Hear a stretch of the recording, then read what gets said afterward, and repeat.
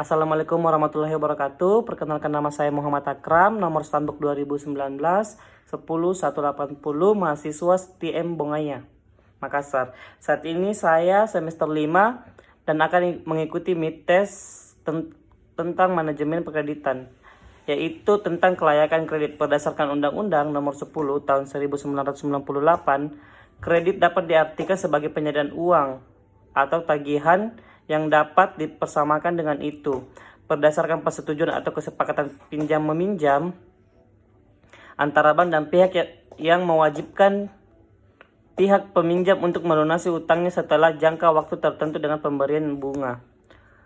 Analisis kredit mengandung pengertian penilaian kredit dalam segala aspek, baik keuangan maupun non-keuangan. Permohonan kredit oleh calon debitur. Permohonan yang dilakukan oleh calon debitur bisa dengan cara datang langsung dan mengajukan pinjaman secara langsung. Sedangkan pihak pemberi pinjaman akan memberikan formulir yang harus diisi oleh calon debitur dan sejumlah persyaratan yang harus dilengkapi oleh pemohon peminjam. Yang kedua itu ada pengumpulan berkas. Semua berkas dan biodata calon debitur dikumpulkan dan diteliti apakah ada yang masih kurang atau tidak. Berkas tersebut harus sesuai dengan yang dibutuhkan oleh pihak pemberi pinjaman. Yang ketiga ada pengamatan jaminan. Jaminan juga menjadi bagian penting dalam analisa kelayakan kredit tersebut. Jaminan harus disesuaikan dengan berdasarkan pinjaman yang harus diajukan oleh debitur. Pihak pemberi pinjaman harus mengetahui pasar terkini untuk menafsirkan harga jaminan jika suatu saat dicairkan ketika terjadi kemacetan kredit oleh nasabah. Jaminan yang umum diberikan kepada pihak pemberi peminjam diantaranya adalah BPKB, sepeda motor, atau mobil. Tahap selanjutnya ialah tahap analisis kelayakan kredit. Untuk menganalisa kelayakan kredit yang diajukan oleh debitur, tahap selanjutnya adalah pengamatan dan penelitian yang didasarkan pada prinsip 5C. Prinsip 5C tersebut ialah karakter, kapital, condition, kapasitas, dan kolateral. Baik, saya akan jelaskan lagi tentang karakter. Karakter merupakan keadaan watak dari nasabah baik dalam kehidupan pribadi maupun dalam lingkungan usaha. Kegunaan dari penilaian terhadap karakter ini adalah untuk mengetahui sampai sejauh mana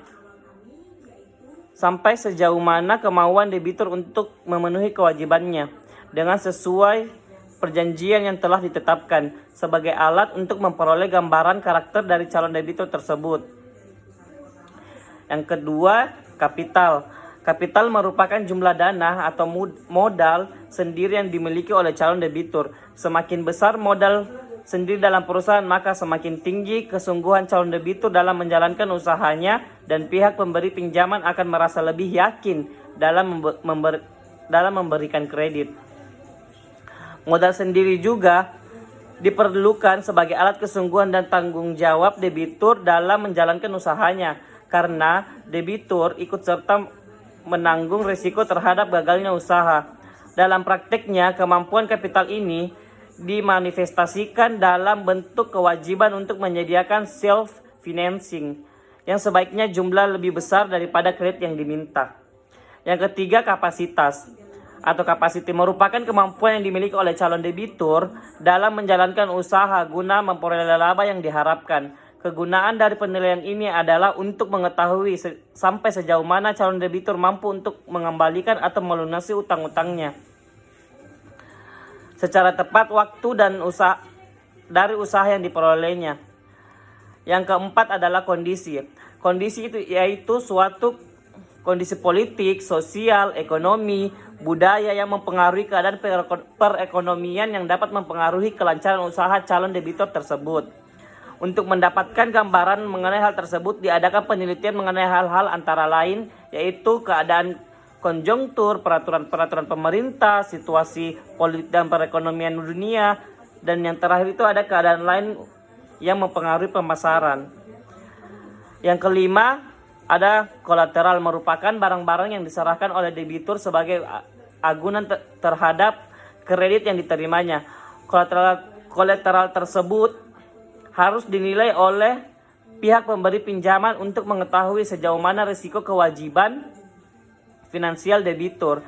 Pada hakikatnya, bentuk kolateral tidak hanya berbentuk kebendaan, tapi juga kolateral tersebut juga yang tidak berwujud seperti jaminan pribadi atau biasa disebut dengan brokerage, letter of grade, letter of comfort, rekomendasi dan evaluasi.